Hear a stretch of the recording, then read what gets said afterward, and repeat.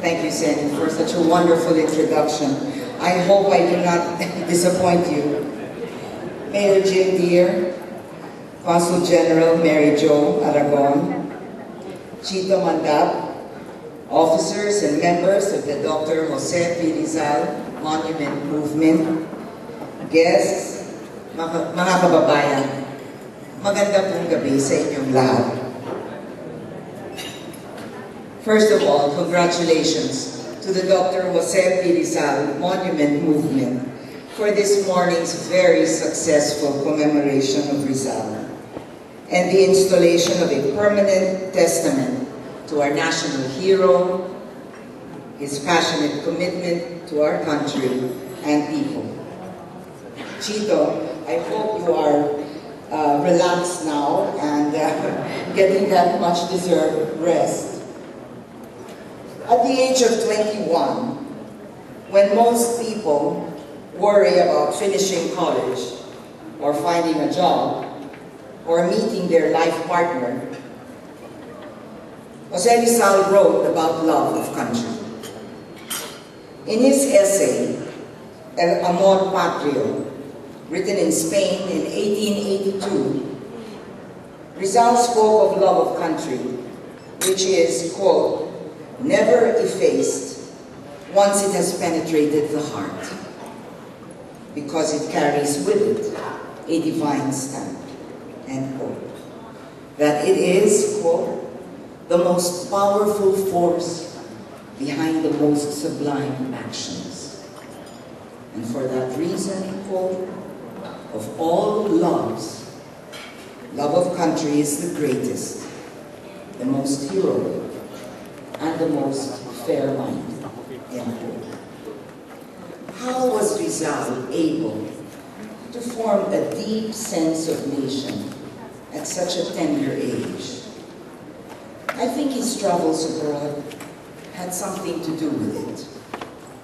Quite apart from the racism expressed by colonial-minded Spaniards and their nagging, though unfounded belief that Filipinos were an inferior race, lazy and utterly incapable of progress, Rizal retaliated by excelling in all that he did and by encouraging fellow Filipinos to excel as well.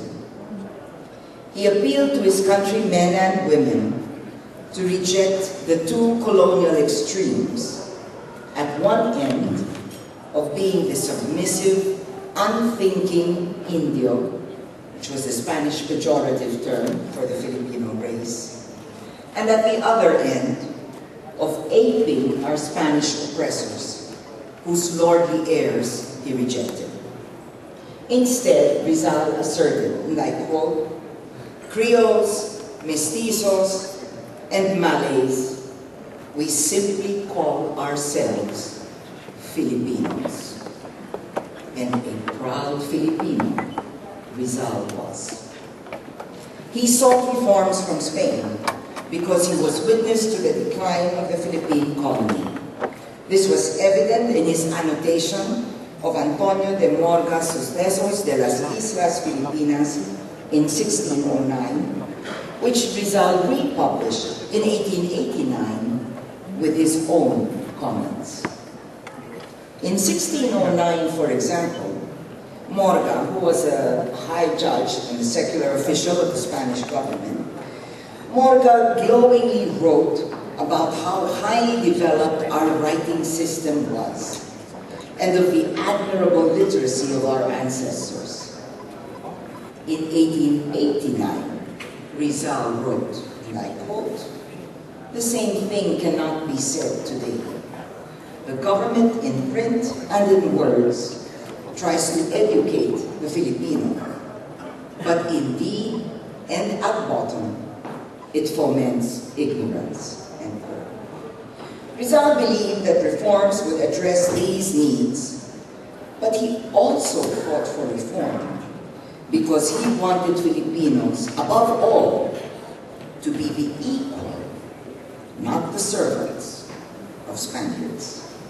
By becoming a province of Spain, Rizal believed we would enjoy all the freedoms, rights and privileges that Spanish citizens enjoyed.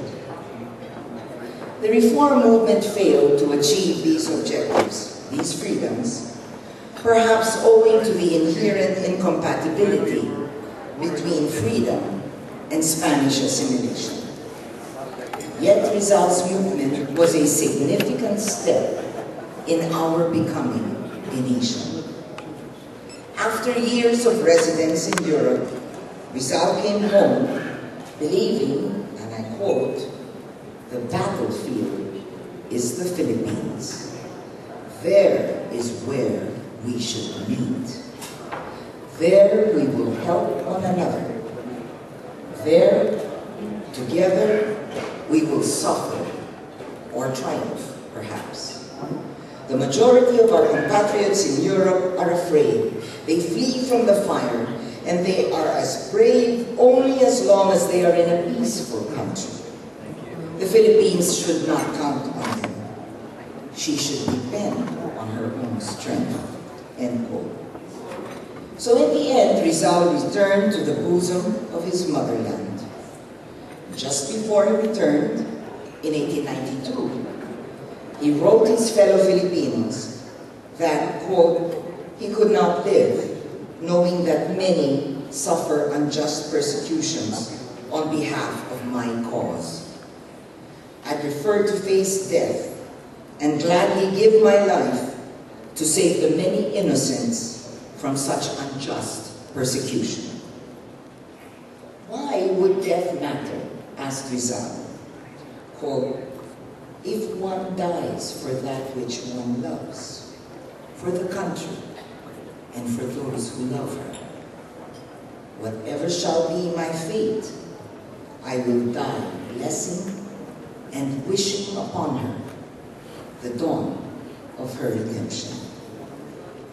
Though we are now a sovereign nation, thanks to the efforts of Rizal and countless young Filipinos who struggled on our behalf, the work of perfecting our nationhood continues. Just as Rizal believed in the Filipino youth as our hope for tomorrow, so must we repose our faith in and support our young. This is one of the directions the National Historical Commission of the Philippines has taken, bringing history to our people, but most especially to young Filipinos.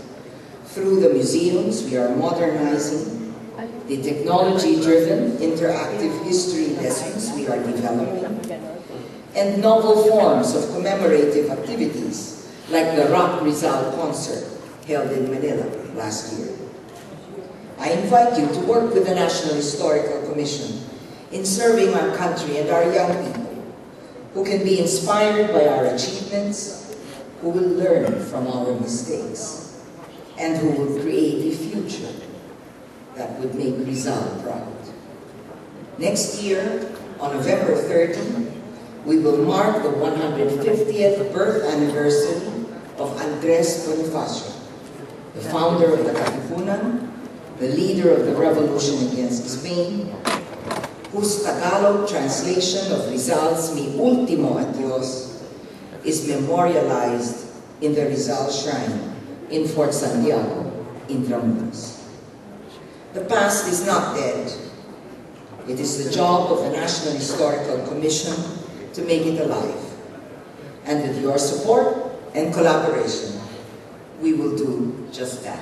Thank you, everyone.